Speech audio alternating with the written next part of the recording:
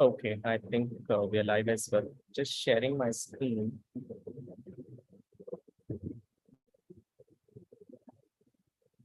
Hope you're all able to see this. Thank you everyone for joining once again for the BizKnight Product Series. For those of you joining the BizKnight Product Series for the first time, so BizKnight Product Series is a 10 episode series on product management, and we are on episode 5 as of today. As you've seen, we've been conducting every episode per month from February, and we are in the June month this time. We are doing the episode on defining and measuring value, and we have Tejas with us today to give us this talk. In terms of the participants' experience, if you have not registered for the series, please feel free to do the registrations so that you'll start getting the invitations for every episode. And this is how the participants' experience would look like. After you register, you'll receive a confirmation. And then for every episode, you'll start getting the invite, which you could save to your calendar as you wish. After the event, you'll get a chance to attend a quiz. It's a 3-question quiz where for every episode, we have a designer with us who designs all these lovely avatorians. And there's a chance for you to earn those avatorians and fill in this booklet with which has these 10 balls. So as you attend the quiz based on the answers, you'll get the super powerful avatorian. With that, I think we'll just enter into the 5th episode. So today's episode is on defining and measuring value. And we'll try to go over some of these, which is put over here, as to what is value, how to define customer value and business value, how to define and measure product success, how to identify the metrics that matter for the product success, and how to experiment and validate our hypothesis on creating value. And we have Tejas with us. Tejas is the head of product and design in Bigbasket. So to give a little introduction about Tejas, Tejas is the head of product, program, and design at Bigbasket, who joined Bigbasket a month and a half into inception. Tejas is a founding employee of technology, product, and design at Bigbasket, and also has been associated from since day one. Tejas is solving a huge problem at Bigbasket, which is the only one in the space of the sector to cover the entire stack aptly from farm to fork. That's the whole idea behind it. Tejas is proud to add value to the Indian ecosystem by bringing farmers to the forefront in the food chain, opening up thousands of jobs to pickers and delivery personnel, and ultimately benefiting a busy consumer who can easily buy their weekly groceries within a minute. The impact is what makes it worthwhile for him to play this game.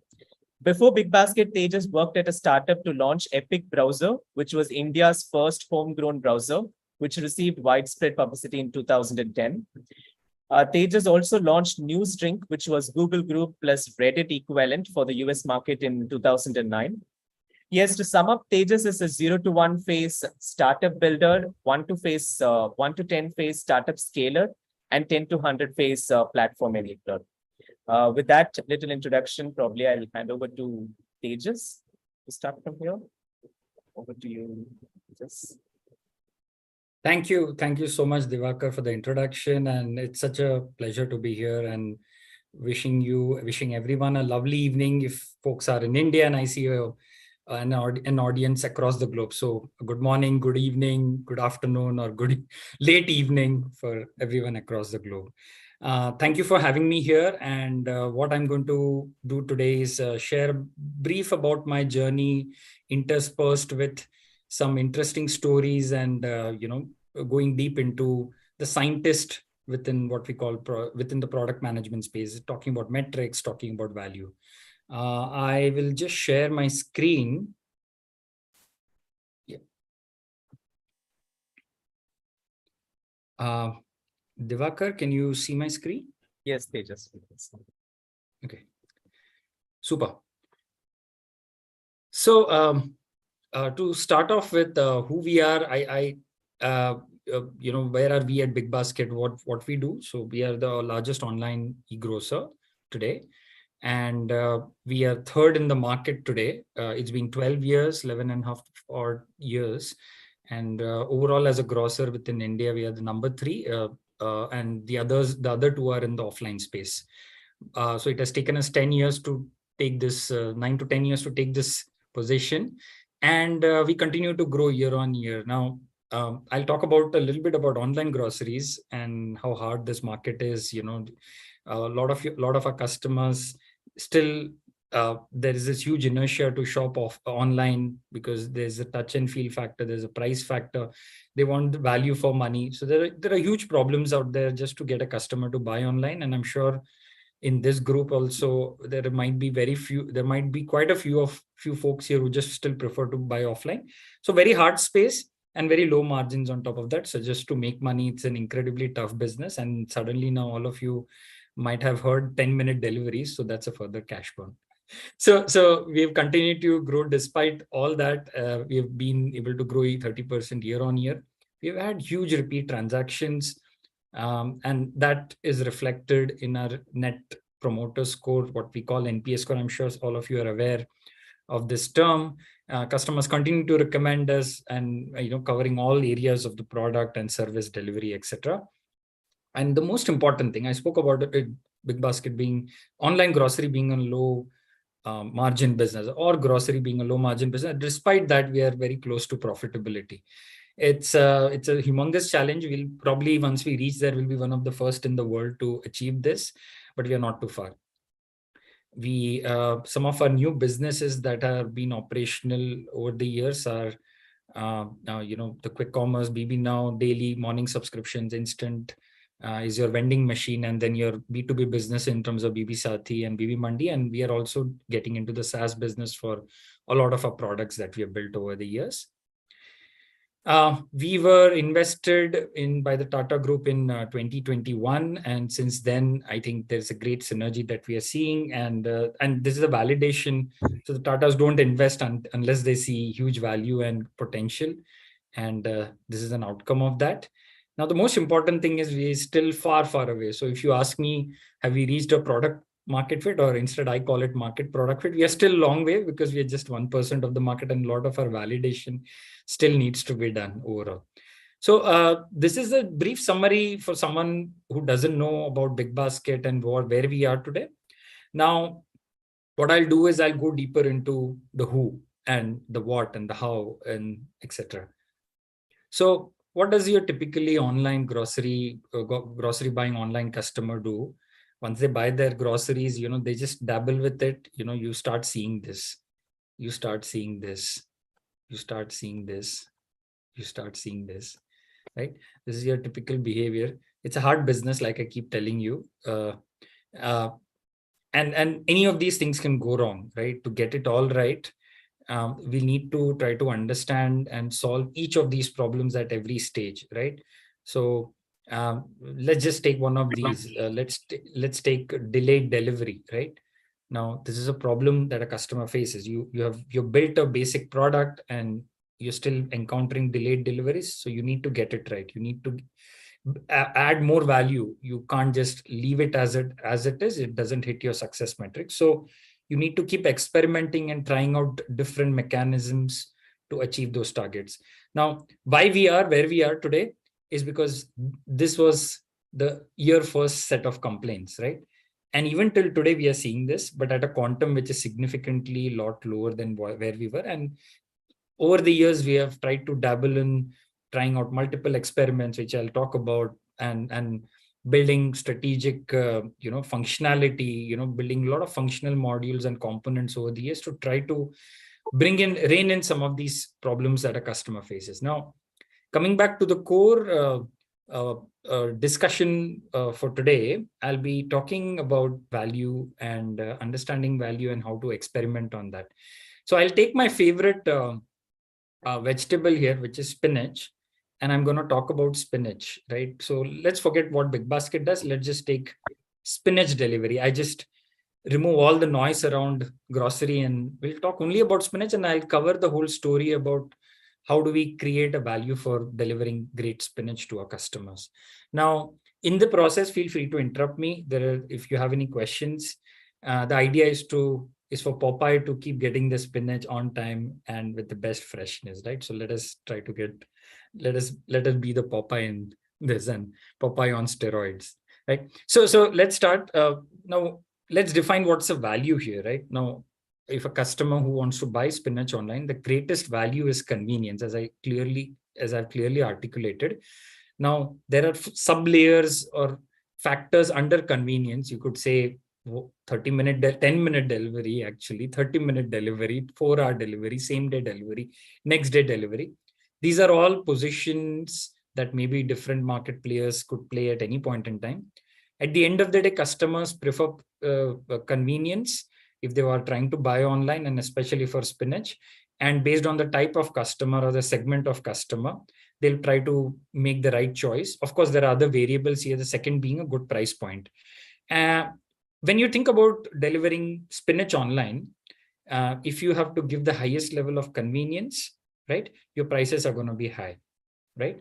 If you want to give you, if someone wants to give you the best price out there, then you might have to forego on some of the convenience. They're typically inversely proportional. But having said that, different consumers have different preferences. At any point in time, all people will always prefer great convenience and great price points, right? And the last one being freshness. Freshness, if you want to go create more layers under it, it's in the, I would say, a farm to fork model, from harvest time until the customer's plate or delivery is the right way to measure it. We've been doing that over the years. We try to understand, we try to get a sense of when the farmer harvests this particular crop and when it reaches the customer. And there are other various nuances under it. For a spinach, do you need a cold chain to keep it fresh? In the process, could it get damaged? Could it even rot in with the kind of vegetables it is around? So multiple factors here. But the core point I'm trying to talk about is the value here, what a customer seeks. Now, value for business. Why would I even sell spinach online? Well, this has great margins as just a pure vegetable. And that's why I'm taking this, because there's still value to just selling spinach online. There's great margins. But if you sell something just for a 10 rupee bunch, you might even make 4 rupees, but your delivery partner takes 40 bucks, right? So that doesn't make sense. So it all boils down to your economics here. But let's start with this. This is what I call value, because this is clearly articulated in 3 bullet points for a customer. This is what we are trying to do. And maybe a nuance for business that, hey, I want to make money out of it. You can extrapolate it to any of your products or solutions that or new value that you're trying to create. Now, I'm going to talk about other nuances, the deeper nuances when you think of buying this online, right?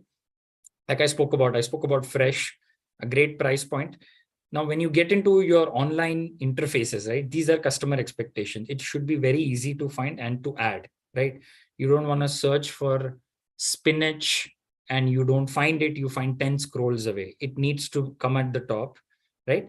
And secondly, it needs to have the range of spinach. Now, you need 500 gram or a bunch, maybe a kilo or so, or maybe 1.5 kilos. If you just give one variant, people will probably not buy from you anymore. The last 3-4 years, we have seen the rise of organic spinaches out there. So you need to enable those two, right? So basically think about 6 variants in the spinach category, right? 500, 1 kilo, and maybe 2 kilo spinach. And then bring in the organic variant for the same, right? 3 variations, right? So enable that to be found quite easily. The next one is availability, right? You're going deeper into spinach. Your spinach needs to be available for a customer.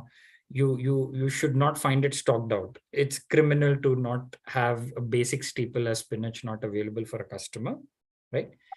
Taking an example further, it needs to have same day delivery. You don't want it too far away, 3 days later. Some of our competitors deliver it 3 days later. I sometimes wonder, why would someone buy 3 days later, right? Some of them also do it in 10 minutes. Well, we can do it, or anyone can do it. It's just incredibly hard to do it. But I'm just putting a point here that maybe same day delivery is the right choice. Maybe most customers would be okay for. On-time delivery, of course, everyone wants on-time delivery, whether I say 30 minutes or 1 hour or a slot maybe today, later in the evening. Please enable it online, because I would have planned accordingly. No frill returns. Now, if I get a bad spinach, I should be able to return it and get my refund back in the fastest possible time. Don't let me go through a hoop of customer support IVRs and tapping in 10 times and just trying to just get this 10 rupee refund, right? And then finally, hygienic and courteous interfaces. By this, I mean the kind of packaging, the kind of the hygiene that a delivery partner keeps, right? Sometimes it's also where, in the pandemic world, wearing gloves, etc. And when if and when you want to seek out a refund and you want to talk to a support agent, I think they can't be rude. They need to enable and solve for the problem as quickly as possible. So this is what is a customer's expectation. Now, here is where I start touching upon the next process, right? How Bigbasket or we as a business now start delivering spinach and enable that kind of expectations, right? So for all of these now, I have put down some metrics and we'll go one level deeper and how as an organization we have tried to formulate this. So let's understand the most key metric is the quality metric. And I call it, the freshness or the first in, first out, or the expiry. First in, first out, we all know is that your last produce basically should come in first so that you maintain the optimum level of inventory, right? And you don't kind of leave one stock lying there for a lot later and someone else to get that. That kind of ruins the whole methodology. You have your expiry metric, right? So in this, like I said, the harvest to customer delivery time and your inventory stay is how long this produce is in your warehouses, right? If it is too long, there are two problems. One is it hurts your freshness, but the other worrisome problem is from a business perspective, your inventory gets blocked. And that is a problem in your cash flow. So you should, for any business to run, you need to have cash flows running all the time. And if your inventory is just stuck and doesn't move, it's a problem. So for example, a lot of, if you go to a supermarket and just try to buy something and look at an expiry date, if it's 7-8 months old, it means there's a longer inventory stay, which means that money is blocked, there's no one buying it. And then ideally for any business, inventory needs to be churning on an ongoing frequency. That's just a metric from a commerce perspective. So that's a very key metric in terms of days that we track, right? Typically, we say that my inventory stays for 2 days, 3 days, 12 days, 15 days, 30 days, etc. Next is stock availability. This metric is also important in the form of, delivering to the customer what they've ordered for, which is what we call customer fill rate. By that, I mean, if a customer orders for 10 quantities of spinach, I deliver 10 quantities of spinach. That's 100% fill rate. If I deliver 9, then there's a problem. It's a 90% fill rate. Similarly, your vendor fill rate is what your farmers and all are delivering in terms of their the demand that has been asked for. If 10 bunches of 10 tons of spinach was expected from a farmer, maybe they've just delivered 9 tons, right? And that impacts your end customer in terms of availability. So just connecting these two, this is a vendor side fill rate and this is a customer side fill rate. On time, has a nuance of delivering all these orders on time to the customer, but also with the right efficiency. If you just deliver 10 rupee spinach and go across the city, then you're not going to make money. So you need to optimize and do the right level of routing to deliver all of these together. I spoke about courteous and hygienic interfaces. And again, that is measured and tracked by the number of complaints that come on delivery boys and agents. And finally, your pricing. How are you benchmarking this, right? So with this slide, what I'm trying to go one level deeper into what are the possible types of metrics that I can enable, right? And this is what a product manager is probably thinking about and say, hey, this is what it should be, right? So then let me tell you what is the next step, right? So you've thought about this, what we need to enable on a spinach delivery. So you go back and pass this on to your teams who hold these metrics, right? So now we spoke about a lot of these metrics. Now let's look at this, right? Your marketing team, which typically owns your pricing for your brand and etc. And largely they control the price. How competitive are you vis-a-vis the market, right? This also has a nuance with your margin. So how well do you price it, right? Are you a premium retailer? Are you a value retailer, etc.? So is it a market price also, right? So your marketing controls the price metric here, right? Then let's look at this organizations or / Bigbasket's category team, which owns the margin metric or the range metric. So what does it mean? I spoke about the 6 variations of spinach. The range needs to be enabled, right? If you don't have a range, you are not competitive. So that metric is supposed to be owned by the category team. You ask them to own this metric. Similarly, the margin, hey, what is the margin? Are you please set a metric on this? What is your exact margin metric? And let's set a number to it, and we'll speak about that. The procurement team, which does all the sourcing, etc., has to manage the availability, which means it should be available a lot of time, most of the time, and inventory days, right? The amount of inventory stock holding, I spoke about it.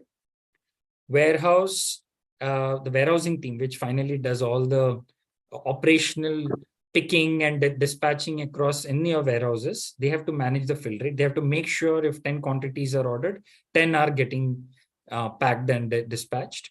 Similarly, they need to maintain the right amount of quality control by writing off damaged produce and not packing damaged produce for your customers and writing off the rotten and the damaged stuff, right? So that needs to be in control. If you have too much of write-off, then you're basically stocking too much inventory and it's lying dormant for too long.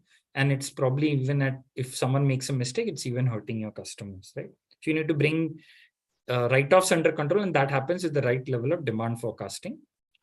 Logistics, like I said, on-time delivery and customer satisfaction in terms of solving the problem, right? I hope I'm clear on the metrics identification and it's spread across teams. So we'll move to the next one, which is the most important thing. Now that you have gone to the teams and told them, hey, you own this metric for spinach delivery, let's set some targets, right? Let's set some success metrics that we will look at. So let's go back to one question in the chat. Maybe I think it would be relevant to this slide. It's from Atul Chopra. What is the percentage in weight or value of wastage write-off? I think that will be answered in this slide, it seems. Yes, I'll answer that and I'll maybe go one level deeper into that. Yeah, sure. So let me cover this slide. Maybe then I'll take more questions on this write-offs, etc. So yeah, let's go to marketing again. As Bigbasket, we have set a price threshold that if you go and buy spinach outside from your local vendor or to your neighboring store, you'll probably get at 100 rupees. We will sell it at 99. We have taken a pricing policy call, right? And we will do the same for spinach. We'll take a next call for spinach. Right? We will always be below market. And why have we done that? Because that's our policy. We believe this will retain our competitiveness. Now, there could be other spinach companies who would want to target 102 or 104 because they believe they want to put a premium positioning on this, right? It's all about segmentation and what kind of customers you're trying to attract, right? So we have taken a call to do 1% below market. The category teams come back and say, hey, I want to maintain my margin of 40% no matter what. And how do we do a trade-off between the right price and the margin? That we'll need to figure out, but I will maintain a 40% margin. And they've taken that as a success metric. Range, I think I covered 6 variants. Procurement, for spinach, I need to be 100% available, right? Now, if I'm maybe a organic spinach 2 kilo pack, right? Maybe I can be a 90% available because maybe there's a cost to do organic spinach at 2 kilos, just as an example. But that's a choice that could be made based on the type of assortment and the type of product. But here in spinach, we are assuming it's 100% because it's a very critical staple item. Inventory days, I spoke about it. I've put a number of 1.5 days because I don't want to stock too much of my inventory here. It hurts my cash flows. Warehousing team comes back and says, don't worry, we will deliver it in terms of orders and quantities 99.5% of the times. If a customer orders it, I'll be able to deliver those 99.5% of the times. Write-offs is 1%, which means I'll have the right demand forecasting algorithms to ensure with the right inventory day cover of 1.5 days, my damaged spinach will be only around 1%. And I think going back to the question that was asked, that even at Bigbasket today, we are one of the lowest write-off players in the world for all our fruit, all our perishable goods. We are around 1.5 to 2% across for all our fruits and vegetables. Even retailers like the Walmarts of the world hover around 3% today, right? So that's us, but I don't want to digress much. I'm at 1%. I can take further questions on write-offs on top of this. On the logistics bit, our success metric is 99% on-time delivery. We will maintain that in a slotted manner or in a quick commerce in a 30-minute window, etc., based on the choice customers make. And finally, customer satisfaction team says 99% of my customers will be happy with the kind of spinach that they get. 1%, there might be some complaints on it. At this stage, this is my success metric, right? So now let's understand these. Each of the teams have come back and put these metrics, right? So we'll go to the next step, and what do we do with these metrics? So this is one question, Tejas, from Vaisal Idean. Two other people also have the same question. Where do these targets come from? For example, are they realistic to achieve? And the example they're asking is why 99% on-time metrics rather than 96% or something else? Good question. I will answer that question at the end of this slide, if that helps, right? So I'll just cover this slide. Maybe I'll touch upon that question. So sure. Prerequisites, when I'm reviewing each metric, this problem comes to me. First thing, I need to figure out a way to measure this. Without measuring, there is no sense in moving forward. So I will first and foremost, as a product manager, build an exhaustive data pipeline to ensure I can cover each and every metric here. If I'm not able to, I think I'm not able to solve one key problem for a customer. So I'll put an effort to make sure I'm able to measure this. And more importantly, each of these, I'll build those data pipelines and I'll ensure these key metrics get computed and readily accessible. Both are important. I can keep computing it. But if you don't have an infrastructure or a mechanism to see this and review this, I think it becomes hard. So as an example, we do a couple of things, when in our spinach delivery business, these metrics are anyway crunched every day, end of day. And then based on the kind of stakeholders, right, there is a readily email template which goes out to relevant key stakeholders on a daily basis, right? And on a monthly basis, from a functional review perspective, how are we doing as an overall average across regions, across the country, etc. There's a standard average which comes out as an email.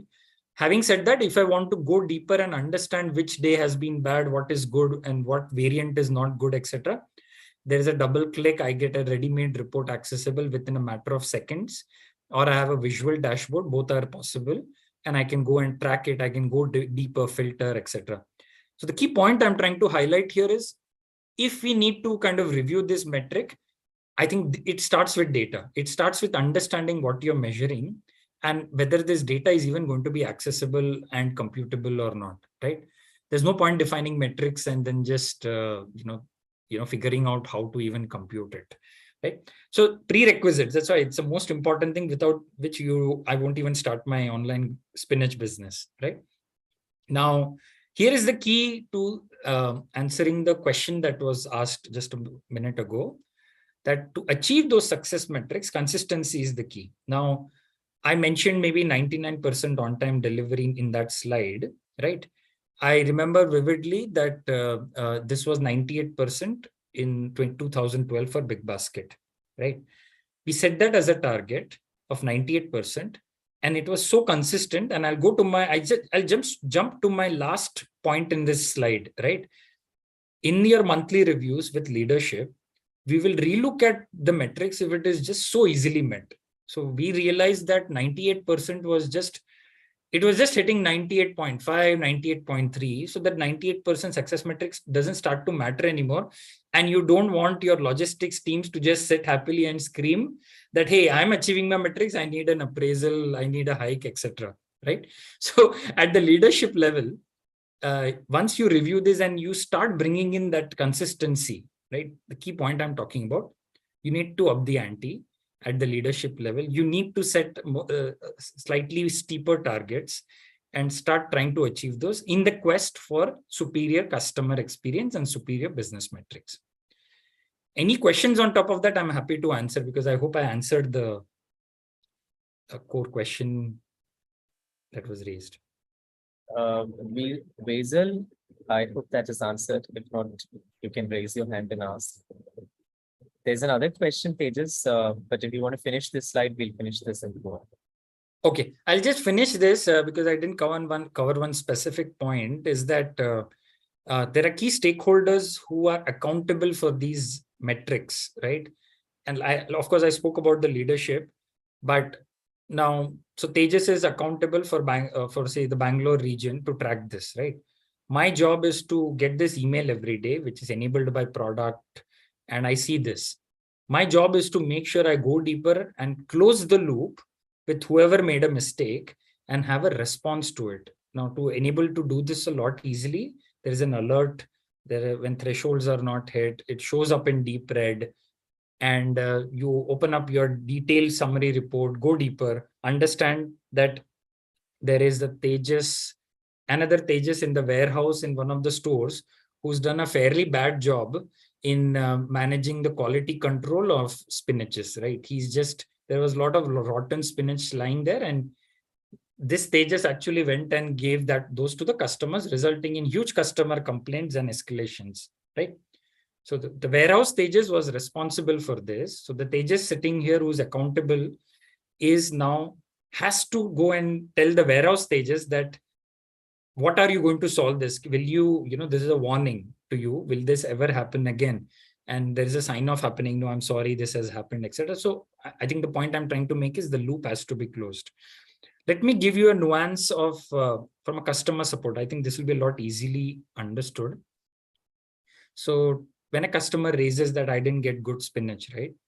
A lot of our agents today will listen to it and say, our deepest apologies, will give you a refund, but we'll come back, right?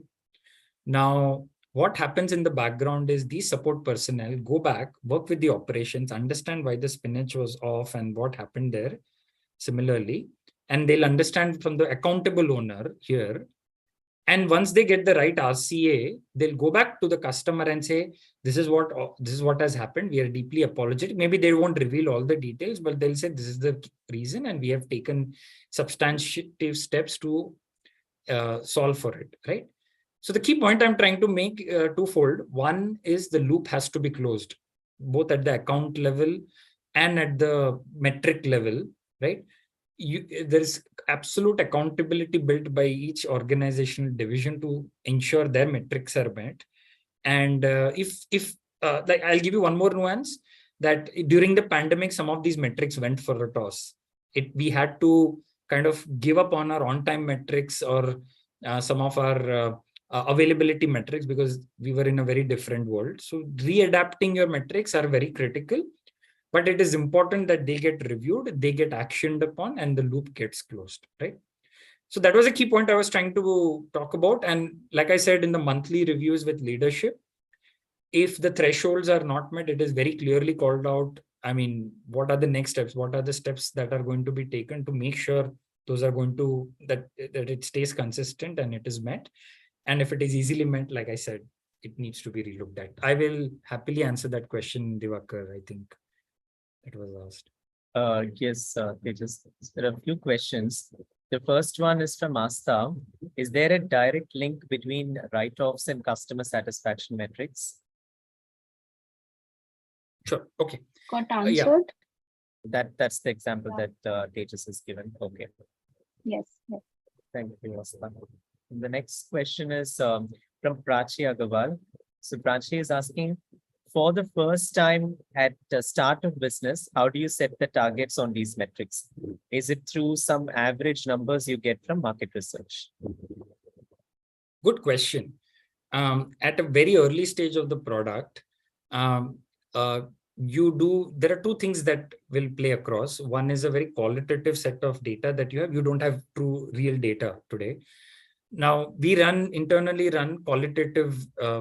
So we separate data into quantitative and qualitative very clearly, very clear distinction. Quantitative is very clearly your system gathers it, you generate a report or a dashboard and you are able to see it because it is being very clearly measured. Qualitative lies somewhere between deciphering how a customer is responding to some clear, non-biased questions that are being asked. So we run surveys a lot of times, and we try to understand the sentiment behind some of these questions that are asked in the survey, and there are options given. Customer chooses something.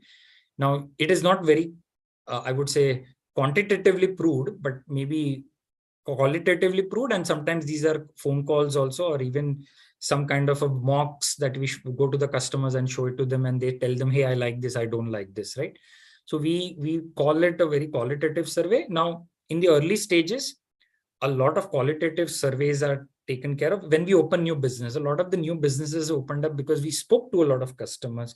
We ran surveys and got enough feedback to understand what they believe should be, what would be their behavior to such a question, right? Or how would they perform? And secondly, a lot is on your hunch, right? Now, let's take on-time delivery, right? In the first day, when you start a business and you're thinking, what should we take? You'll get some basic data. Customers really think on-time delivery is the most important, right? Maybe 9 out of 10 customers. As a business, you can say on-time delivery is important to me, or it is not important to me, right? And it's your position and what you believe in doing for your business that matters.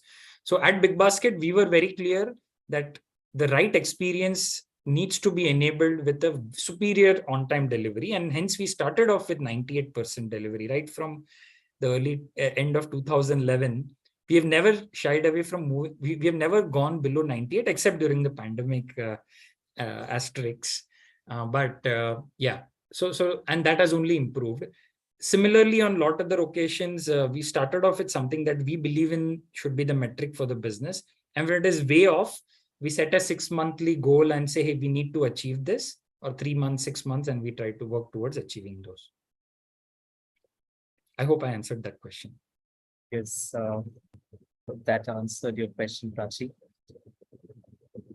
Yes, I think there's a point from Lulia. I think she has shared an insight where she says, when implementing data mesh, it became clear that metrics, measure of success, KPIs are among the first data products that need to be built.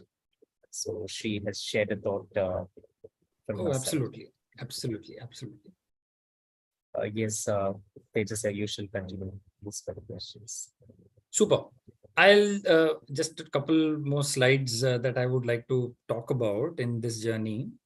Now, so you've reviewed the metrics now. Now let's go into the product side of thing. Now this is I think a lot of you are probably more bigger experts than me here, but I think what we covered until now is just the identification and measuring, right? Which is the key part of, I think it's a part of product management, which is not done as well as at least at a vantage point, I don't see it done as well at an organization level across a lot of organizations.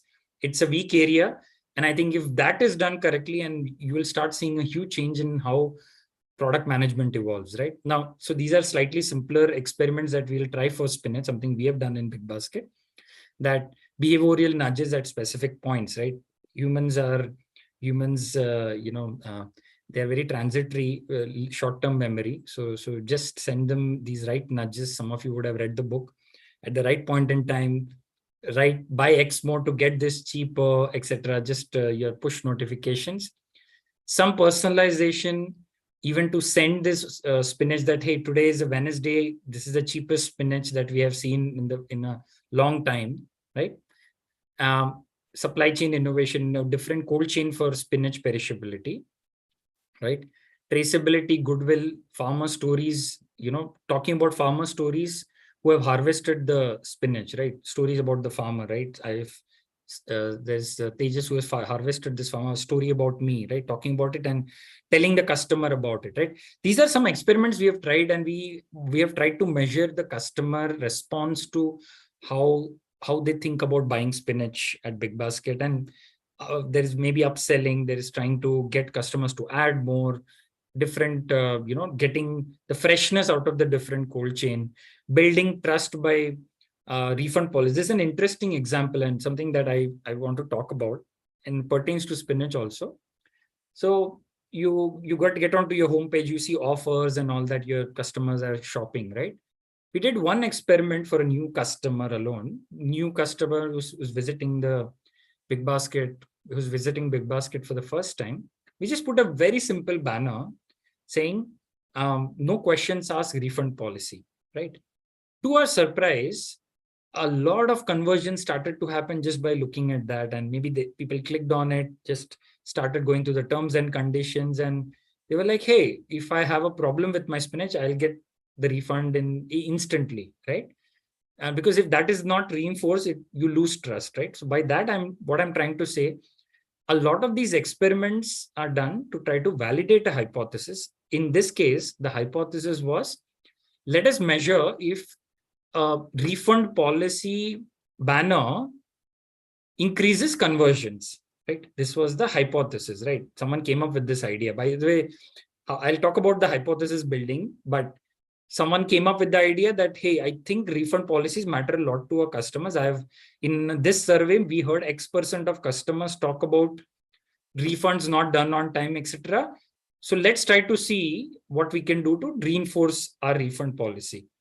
So we just said, okay, we have a experimentation framework already available. In half a day, we created a nice banner. We just put it up for our new customers, configurable. And suddenly a conversion started to grow. I'm like, hey, what's happening? Marketing team calls me and tells me, hey, we've seen this nice tick in conversions. What are we doing? And we went deeper and understood that this is such a simple banner. Just think about it. Refunds for spinach, no questions asked. And for a lot of customers, that mattered a lot. And it completely debunked all our hypotheses, everything. We thought maybe just 0.01 increment, 0.05 increment. But literally, it went up to 0.5%, and which is huge in our world, in the spinach delivery world. So just an example of how a lot of hypotheses get debunked, something that you believe your gut tells you it will work and it doesn't work. And some real surprises come through, and it's just extremely surprising how humans behave, right? So just talking about these experiments now, my next slide is just going deeper into how some of these experiments are done. Very quickly, I'll just run you through this. So we have small pods running growth teams spread across product, marketing, categories, etc. These guys will keep generating ideas. They'll keep looking at data. They're literally armed with data all the time. It's readily available. Within a matter of seconds. You ask them a question and they'll just pull out something, and they'll tell you within maximum 15 minutes, they'll tell you this is the data, what the data shows, right? They're armed with data. And with that, all this data, ideas get generated.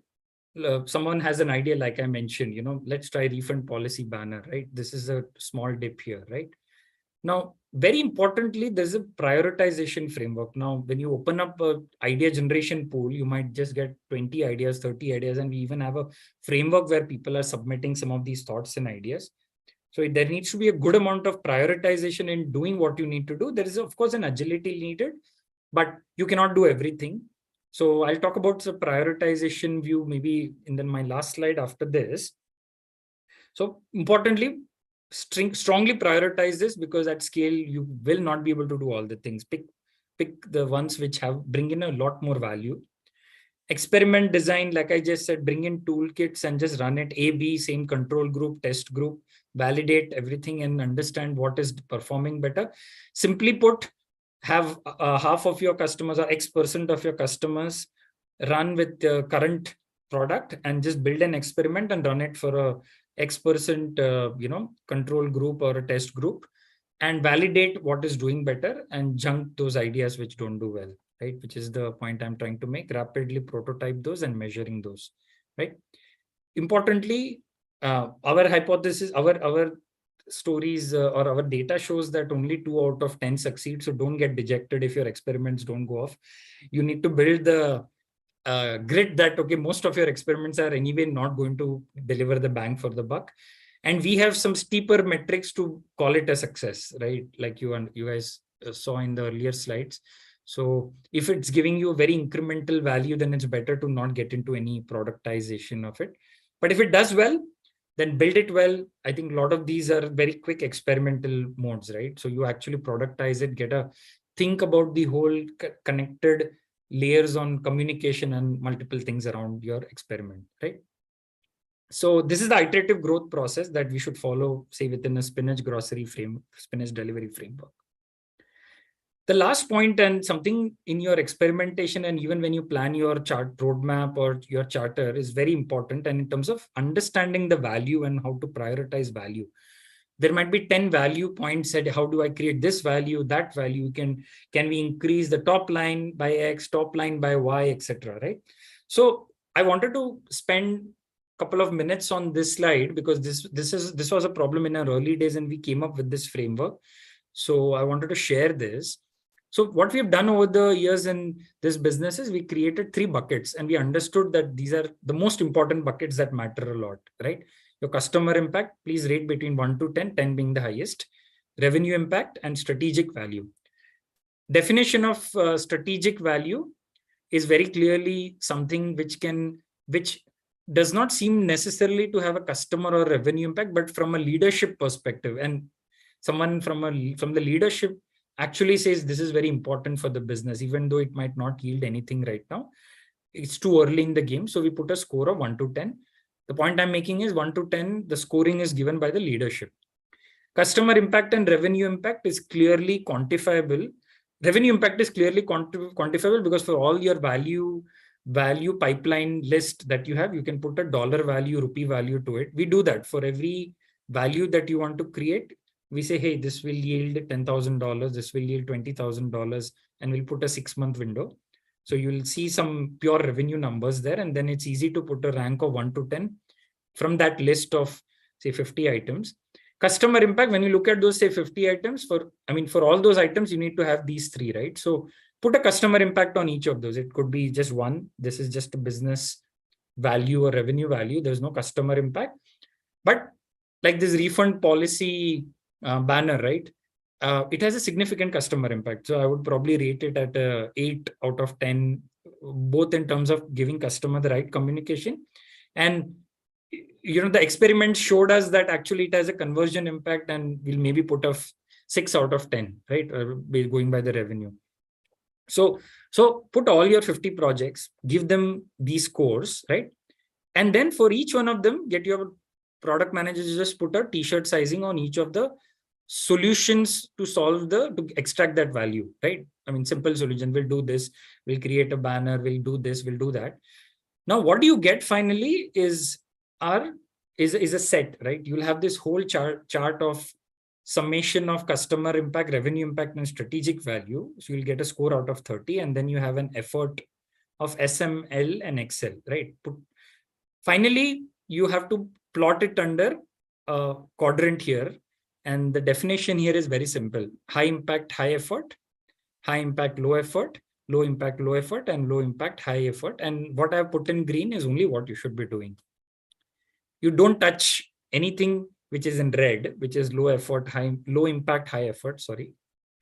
And maybe only if there is a very, very clear need, you do a low effort, low impact, because maybe it's just a small win, quick win, or maybe some small hygiene item. But we are very, very careful to not even plot this if there is a dire need. Of course, the highest priority goes to high impact, low effort. No holds barred. We just go and solve all those value creators very quickly, right? And then go to the high effort, high impact, high effort and high impact, yeah. And then we touch the yellow one, right? Hope I made sense. I just want to cover the last point here is that finally, in summary, what we are talking about is with the right customer view and understanding your customers and understanding what all is needed from a customer's perspective. For example, the expectations that came from a spinach delivery, which comes from the obsession of understanding everything about spinach delivery. You have extracted the data, you have created the metrics, you have created a strategy, you have executed it, and you start being efficient over it, right? Finally, this is a virtuous cycle that finally will yield you to your profitability and growth, right? And in this strategy and execution is where all your experiments lie. This is where what we spoke about, all the experimentation, all the product building, and getting us to those metrics. This is where it lies, right?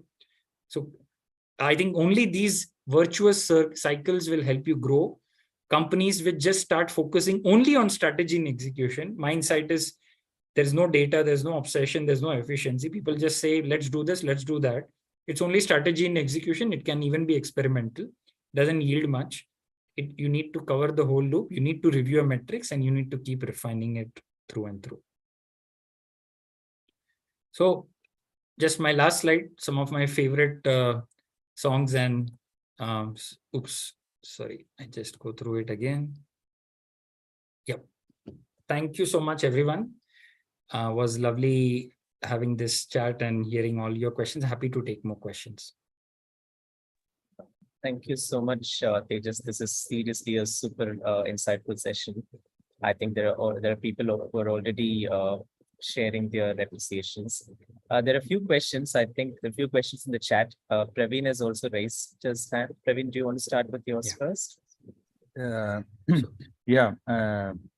Thanks, Tejas. This was a wonderful session. So much insights and you've really given a structure on how to approach the starting points from obsession to data to strategy and execution. So this was really helpful. My question is, as you said, this is some companies just start with strategy and execution. I have clearly been in such scenarios, but the hardest point here is that the data might be absent in such cases. There can be cases where we might be having a hunch, but there would not be any data to support that. And we'd be working with the hunch that it would work or not. What do you advise in such cases? Sure.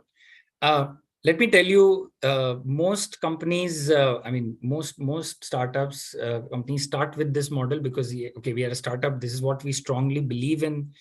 And this is what we need to do, right? I think this needs a lot of evangelization. This needs to be percolated by all of you product managers. The product manager function has to go and talk about this, that we don't know how this will work, right? When you start pushing back, things will start to change. This is what happened here internally. There was the idea of growth marketing or growth hackers and all never came to the fore, but with the whole thought process that there is no hypothesis, nothing, we don't know how it will work, right? Just being a bit cynical actually helps. Now, that is one part of trying to change the way organizations or the mindset that needs to be changed. Secondly, you asked a different question on whether you don't have any data, how will it even work? How do we even get some base outline in terms of success metrics and all that called out? Again, I'm going back to the response I gave earlier. It is not hard. I think we all need to be creative and wear the nice artist or creative hat of a product manager. Multiple ways. You can do some UX research. You can have mocks ready. You can do customer surveys. You can do customer calling. There's just so many ways. And I can just tell you one very important point that I've learned over the years. Customers love to give feedback. Customers just love to give feedback. All you have to do. So in all the conversations that I've had with customers all over the years, I talk a lot to our customers, and any complaint, I'll just pick up the phone call. I mean, serious complaint, I'll just talk directly to the customer. I just listen. And they want to tell you that, hey, you're this happened, that happened, and I apologize, etc. And then I take that feedback and I ask some very specific questions, and I get what are the clear reasons on where the problem lies, right? What are they thinking about it? So my only point to you is there are so many avenues, and it's basis your business, etc. But I have understood over the years that customers are always there to give you feedback. All it needs is a structure and a mechanism to approach them and ask them really pertinent questions without any bias. And there's a wealth of gold mine available, which I initially mentioned that I would tag it under more of a qualitative survey. So yeah, I hope I answered the question. Thank you.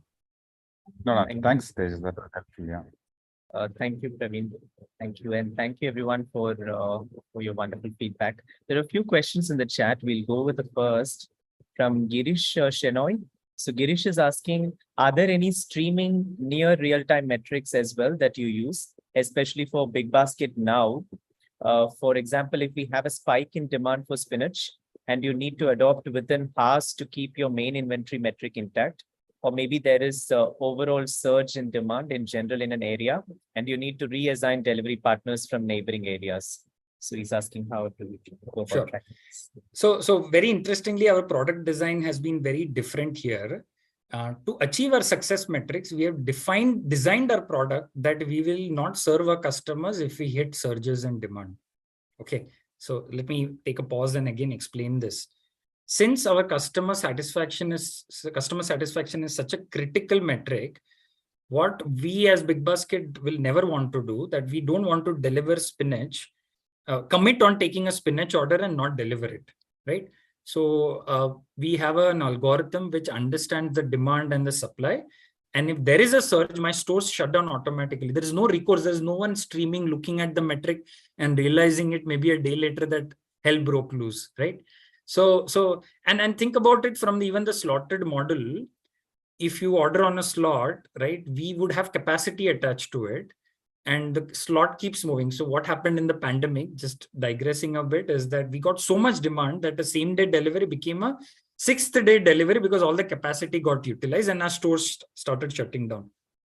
Thankfully, at least those 6-day customers we were able to serve because we had planned the capacity. Now, it's a different matter. A lot of them left for their hometown then. But the point I'm trying to make is our product design automatically assumes that these customer metrics cannot go bad in any of these metrics. We will not make any compromises because we have looked at the metric and say, we have understood these exception scenarios and say, no, this is not acceptable. Let's build a product accordingly.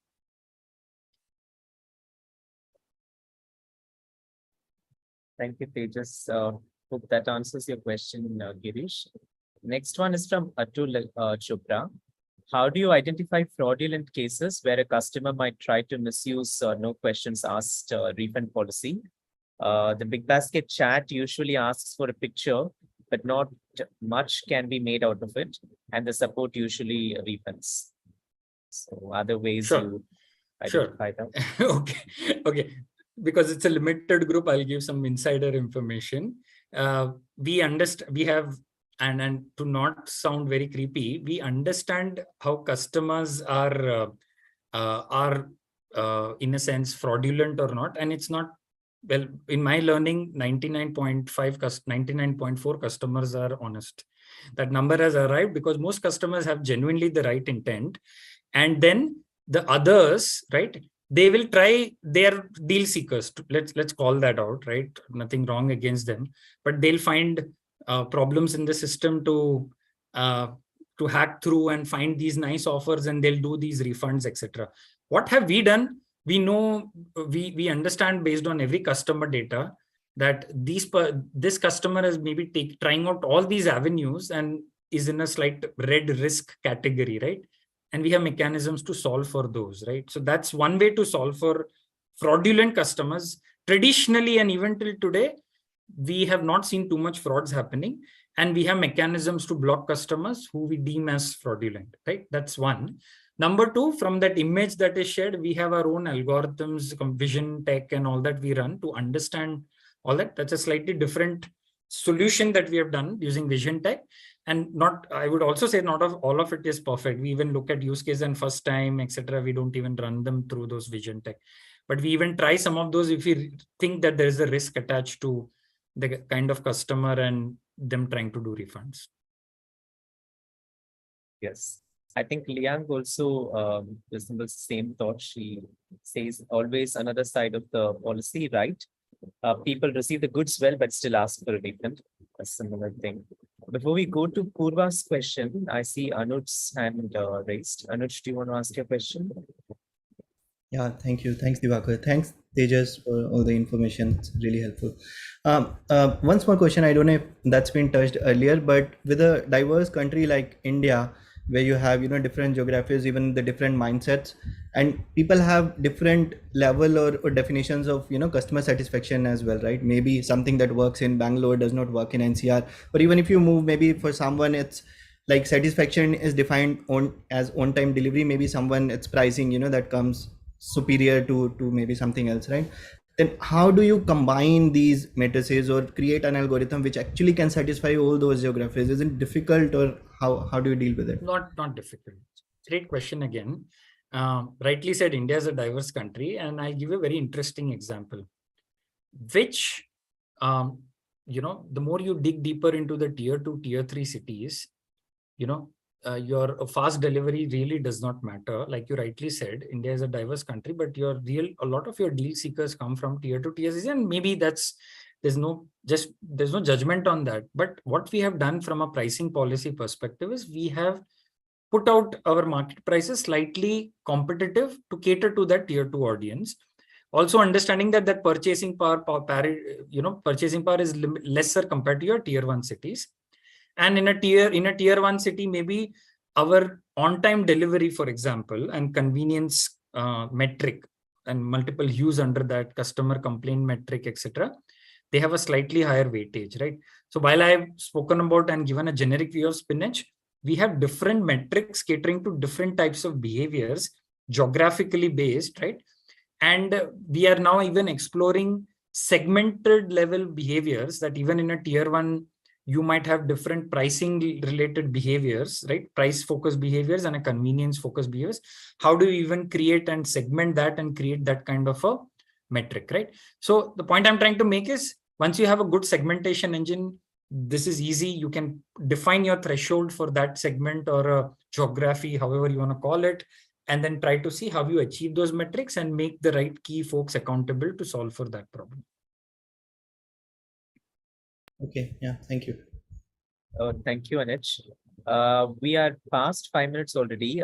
Tejas, do you have a little time to cover 1 or 2 questions? Yeah, definitely. Thank you. So we'll go with Purva's question. Purva is asking, do you have a dedicated research, qualitative and quantitative, to identify insights to help with hypothesis, ideas, behavioral nudges creation? A research team, I suppose. So we don't call it a research team. We call it a growth marketing team. This is a pod, and we also have a data team. So these guys all are working very closely. They are sitting on the same bay, right? I don't have a name for the team. I think you can call them the crack team also. They just start churning out all these thoughts, ideas, and just keep experimenting. So yeah, and it's a mix. Like the question was, is it a UX team?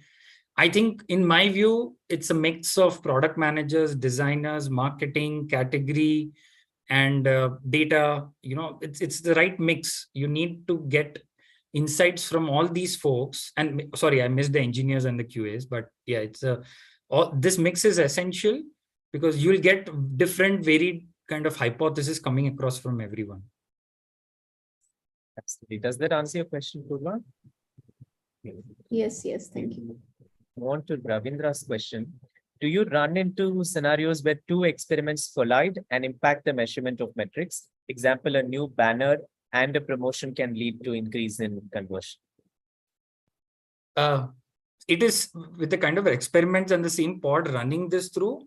It is possible, but not very likely, because we would know what is running. So we have a dashboard. These are 6 experiments running. We would have looked at the segment, and that there should not be any bias on something new in the same space that you're trying to do and creating an impact. So what I'm trying to say is I might run an experiment in one part of the journey, and what I'm tracking could be very different. It may be a click-through rate in one banner, while I might be trying to do something on my checkout page for something else, but I'm not tracking conversion. If I'm tracking conversion, there could be a correlation, right? And some causality. So I think the answer depends on all the experiments that are currently ongoing and what could be a causality impact of one experiment over the other, and analyzing that and doing that. I think the teams have understood this. One advantage also we have is, we are spread geographically across, and we are more of a mass. Our segment is mass. You'll have convenience seekers and price seekers. So we are able to take a location. Like today, I know today we are running an experiment in Hubli, a tier 2 city, right? And we just break half the customers, 50% see this, 50% don't see it. So I'm just saying we have that geographic view that we can run a lot of these experiments in parallel without anyone conflicting against each other. And if there is a conflict, we need to figure it out. from a causality perspective. Thank you, Tejas. Thanks, Uh, Tejas. Thank you, Ravindra. The next question is from Sriram. Out of curiosity, has your North Star metric changed over time based on all the learnings over the years?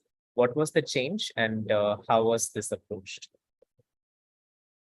So like I said, our North Star metric, if you ask at an organization level, it's purely being customer complaints. And we track this like ruthlessly.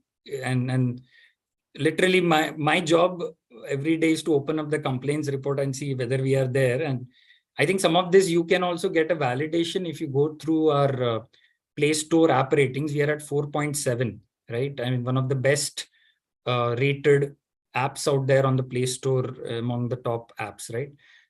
So if you look at my daily job is to look at a negative review and pass this to the relevant team. What customer sentiment? Why did this happen? Why did that happen? So that North Star metric has continued to retain because we foundationally believe that if you built a customer's trust, I think no matter what, maybe your pricing increases or your delays go off, they will retain some level of trust in you because what you have been trying to do with them over the years. Even till today, a lot of our customers come back and there are maybe 1 or 2 glitches in some of their deliveries or some problems. I think as long as we apologize, and I mean, not just to say we apologize, but we feel bad about it, we try to work and fix those. But there is still a sentiment that, hey, we've been with you for years and you've been doing great. So I think that trust and that empathy lies on both sides from a customer and as business. There's a relationship that has been forged. So yeah, that's the North Star metric doesn't change. A drop in the North Star metric in terms of customer complaints means we are foundationally losing out as a business. Thank you, Tejas. Thank you. Thank you, Sriram. This is the last question, Tejas. This is from Aroman. He asks, what is your current customer acquisition cost? Has that increased or decreased over the years? Does referrals, discounts, bonus account for the biggest expense in terms of customer acquisitions? And there's another question from Anuj. Sorry, good. Where Anuj asked, also, is there any metric that help in customer retention? Okay, that's two different. Okay, let me first cover the first one, which is slightly more about what are my numbers? Okay, just to give you a sense, while not revealing the exact numbers, of course, my customer acquisition cost were going all the way down over the years because we were the only largest player until say 2 years ago. We were the largest player and a lot of companies died in the bargain trying to raise money, couldn't raise and just couldn't give that experience, and we continued to do better. The pandemic was a big boom in a sense. It call it whatever you can, but it helped us as a business and we were able to serve our customers better. We did see a uptick and lower acquisition cost, I would say. However, post that the competitive landscape has changed. Now with the advent of 10-minute groceries, our customer costs had gone up, maybe I would say 1.5 to 2 years ago. We launched the 30-minute grocery delivery. We are starting to see a drop going back to the pre-COVID levels in terms of our acquisition cost because customers are coming back. Hey, Bigbasket, you also do 30-minute. We are coming back to you. It's still very competitive. It's still a much larger market, etc. So we keep bringing down our cost. We figure out multiple ways via SEO and SEM, etc., to try to bring that cost down. That's a key factor in our growth story. All in all, we try to keep our marketing cost to as limited as possible as a percentage and bringing as a percentage of the overall sales. That's how we look at it. And that percentage needs to keep coming down, right? To the second question that was asked on the retention metric, absolutely. We have a D+1 and D+6 and D+30 retention metric, D+6 months retention metric, all of which we look at it on an ongoing basis, understand gaps, deltas, what happened, where and all that, keep a very keen eye. New initiatives get formulated out of that and we figure out what, if things are improving, then let's improve it better. If it is not doing, then we need to do something more than what we are doing, right? And I think just an ancillary question that was on the side asked on terms of pricing and all that, right? We now cover every segment, like I was mentioning. We are just not a value player We are not a convenience player, or we are a slotted delivery player, planned delivery player, top-up player, subscription player. We are everything. So for us, we are a one and all grocery store, and that is our vision and goal overall as an organization, and give the best grocery experience, both at a omni-channel level. We even have an offline retail store in Bangalore, Hyderabad, and Kolkata. We have stores called Fresho and Supermart. If you are nearby, should visit those. So our goal is that, and we will continue to deliver on that kind of a customer experience for all kinds of segments. Does that answer your question, Manoj and Roman? Hi, Tejas. Thanks a lot for being very candid and breaking this down. I just had a sub question to that. I wanted to understand from your customer acquisition standpoint, which is more effective. I understand there is investment in SEO and paid ads, but is that the bigger chunk as opposed to something like referral discounts or, first time discounts for first time users? Golden, at least my learning, golden rule in your early days, and Bigbasket was, we got this big because of word of mouth and referral, right? I think that was an early growth strategy for us. Other strategies did not work well, primarily due to multiple reasons, right? As we grew, maybe the 1 to 10 phase, we started doing a lot better in SEM, right? And while we grew our entire SEO strategy, our SEO strategy is now quite powerful. We've been able to create massive leverage out of our SEO and our brand, right? Direct acquisition. Customers just know our brand and just come. That is our largest chunk. Lately, we have started to leverage on third-party referrals and on the third-party referrals and on social ads. Fantastic. Thank you so much. Thank you, Roman. Thank you, Tejas. So, Tejas, I think you would have seen already there's just pouring appreciations in the group. And also a lot of people are saying that the spinach story was so nicely weaved in through all the slides where you covered the big bunch of things. I think, on behalf of the whole community, I just wanted to thank you wholeheartedly, Tejas. In fact, when I approached you for this, I was also thinking that this may be a little more theoretical, but I think the spinach story, right? I mean, anything that we may forget, definitely not the spinach story, because it has had such an impact. Thank you so much, Tejas. Thanks for accepting to do this session. Thank you. It's an honor. It's a pleasure to be here. Thank you, everyone. Would love to connect with all of you. Thank you. Thank you so much. Thank you, everyone. See you all in the next episode. Have a nice evening. Thank you, Diwakar. Thank you so much, Tejas. Thanks a lot. Thank you. Bye-bye.